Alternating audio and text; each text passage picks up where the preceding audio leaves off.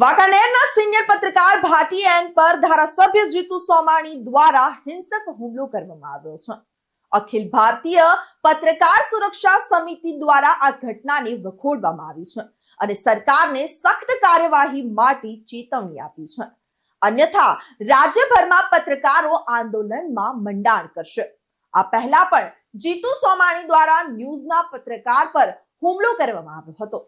ધારાસભ્યની ગુંડાગીરી સામે અખિલ ભારતીય પત્રકાર સુરક્ષા સમિતિ પૂરી તાકાતથી લડત આપશે તેવું આ તકે પત્રકાર સંઘના રાષ્ટ્રીય અધ્યક્ષ જિગ્નેશ કાલાવડિયા દ્વારા માહિતી આપવામાં આવી હતી।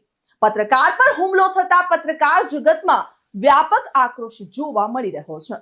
વિવિધ સામાજિક અને રાજકીય આગેવાનોએ હોસ્પિટલમાં પીડિત પત્રકારની મુલાકાત લીધી હતી।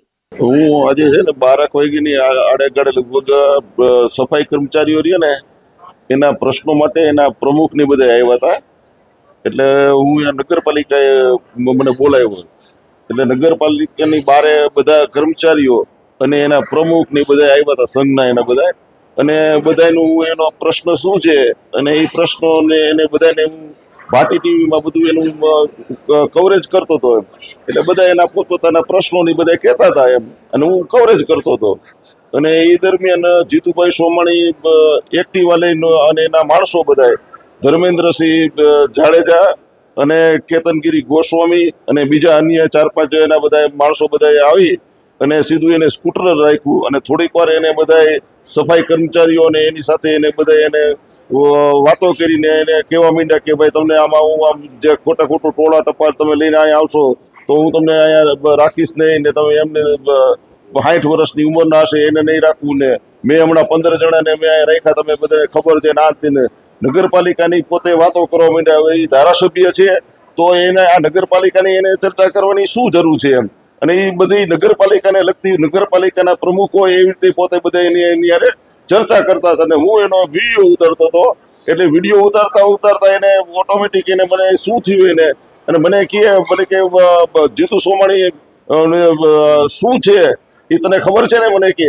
ભાટી, એટલે મેં કીધું હા મને ખબર છે, મેં કીધું હા, ફરી પાછું એને કીધું કે જીતુ સોમાણી શું છે એ ખબર છે ને તમને, એટલે મને કીધું હા મને ખબર છે, એમ કરી અને જીતુ સોમાણીએ મારો આખો વિડીયો એને મારા હાથમાંથી પડાવી લીધો, અને જીતુ સોમાણીએ અને ધર્મેન્દ્રસિંહ જાડે અને કેતનગીરી ગોસ્વામીએ મને ઢીકાપટુથી મારવા માંડ્યા, અને કેતનગીરી ગોસ્વામીએ મારો વિડીયો જે આખો ડિલીટ કરી નાખ્યો, પણ મેં મારા ઓલામાં ડેટા બેગમાં હોય અને મેં પાછો એમાંથી મેં ફરી પાછો લઈ અને મેં આ તમે જે જોઈ રહ્યા છો દર્શક મિત્રો, જીતુ સોમાણી કેટલી નીચ કક્ષાનું કામ કરી રહ્યા છે, કારણ કે જીતુ સોમાણીના મેં અત્યારે જે બધા જે નગરપાલિકાના પ્રશ્નો જે છે, નગરપાલિકાની જે સાચી વાત છે, નગરપાલિકાના જે બધા પ્રશ્નો છે તે આજ ભાટી ટીવીના માધ્યમથી હું ઉતારું છું મિત્રો।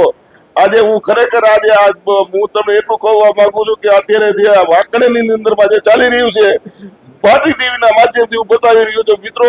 આજે તમને ભાટી ટીવી આજે છે ને ખરેખર આજે દિલગીરી વ્યક્ત કરે છે કે ખરેખર આ રીતે હુમલો કરી અને આ ધારાસભ્ય કક્ષાના માણસ આજે આવું કામ કરીને મને માર્યો છે, મને ઢીકાપટુનો માર માર્યો છે મને, અને માથામાં માર માર્યો તમે મને જોઈ શકો છો। મેં કોઈ દિવસ કોઈનું ખરાબ નથી કર્યું, મેં સત્યને જ હું અને સત્ય હું હજી કહું છું કે હજી ભાટી ટીવી સત્ય બોલશે જ, હજી હું બોલવાનો જ છું એમ, મને કદાચ મારી નાખે ને તોય પણ હું બોલવાનો સત્ય હું હંમેશા બોલીશું, અને સત્ય જ હું ઉજાગર કરું છું। અને વાંકાનેરની અંદરમાં 20 વર્ષ થયા જે આ ચાલી રહ્યું છે ને એનો આ બધા હવે બધા ખબર પડે છે પ્રજાને કે સાચી વાત શું છે। ભાટી ટીવી વાંકાનેરની અંદરમાં સત્ય વાત જાહેર કરી રહ્યું છે, ત્યારે ધારાસભ્ય જીતુભાઈ સોમાણીને આ વાત પચતી નથી, એટલે એને મારા ઉપર હિચકારો હુમલો કર્યો છે।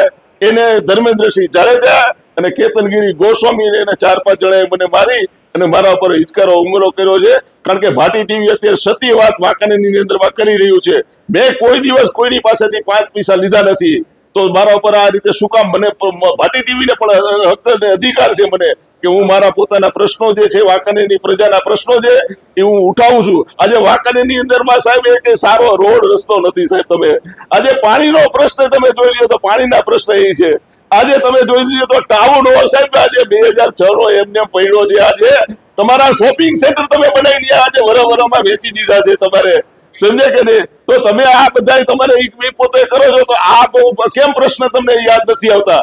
અને નિશાળનો મેં કાલે પ્રશ્ન ઉઠેલો, 20 વર્ષની અમારી વિસીપરાની નિશાળ છે, આજે તમે બંધ કરીને બેઠા છો. શરમ આવી જોઈએ, શરમ તમને કે ખરેખર નગરપાલિકાની જે નિશાળ છે એને તમારે અહીંયા ચાલુ કરવાના બદલે મને એ કહેવા માંડ્યા, મને કે અહીંયા નિશાળ થાય, અને શું કામ નિશાળ ન થાય? 20 વર્ષની જે ગ્રાન્ટેડ નિશાળ છે એને તમે બંધ કરી દો છો અને આ બધું તમે કરો છો. તો ખરેખર આ બધી વસ્તુઓ જો ન થવી જોઈએ. અને ખરેખર જે વાંકાનેરમાં આજે તમે જો તો રોડ, રસ્તા, ગંદકી કેટલી છે, આ બધા જ પ્રશ્નો જે છે. અને આ રીતે પોતે નગરપાલિકા ચલાવતા હોય એવું ન કરાય. પોતે ધારાસભ્ય કક્ષાના માણસ છે અને આવા હિચકારા હુમલા કરીને મને આજે મને માર્યો છે, એ ખરેખર બહુ દુઃખદની ઘટના છે. અને આ રીતે કોઈ દિવસ કોઈ કરાય નહીં, કારણ કે બધાની સ્વતંત્રતા છે.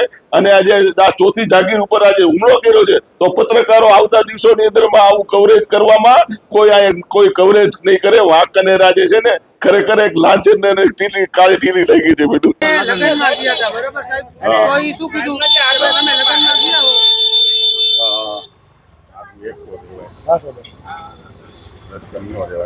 જો ધારાસભ્ય શ્રી જીતુભાઈ સોમાણી આવ્યા છે અને જીતુભાઈ ને પણ જીતુભાઈ આ બધા સિવાયની કોઈ વસ્તુ હલાવીશ નહીં. શું જેટલું સેટઅપ છે, હા કામ કરતા છે, હા. એ લોકોને રાખવામાં આવશે. બરાબર. બાકી કોઈને કઈ રાખવામાં નહીં આવે. 58 વર્ષ ઉપરના નહીં રાખવામાં આવે. સરકારના ધારા ધોરણ મુજબ, નિયમ મુજબ સાહેબ જે સેટઅપ ખાલી હોય એ તો થશે. સેટઅપ ખાલી હોય એ નિયમ મુજબ.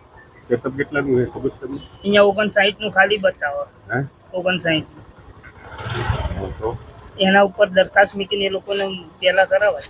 વર્ષોથી જે જૂના કામ કરતા હોય ને એ લોકો આ 15 જણાને કોણ ચડાવ્યા હતા?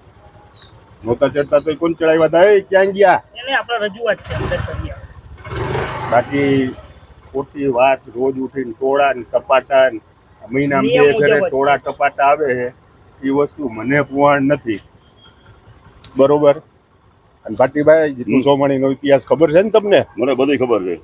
હા જીતુ સોમાણીનો ઇતિહાસ ખબર છે ને? બધી ખબર છે મને. હા શું મને બધી ખબર છે. હા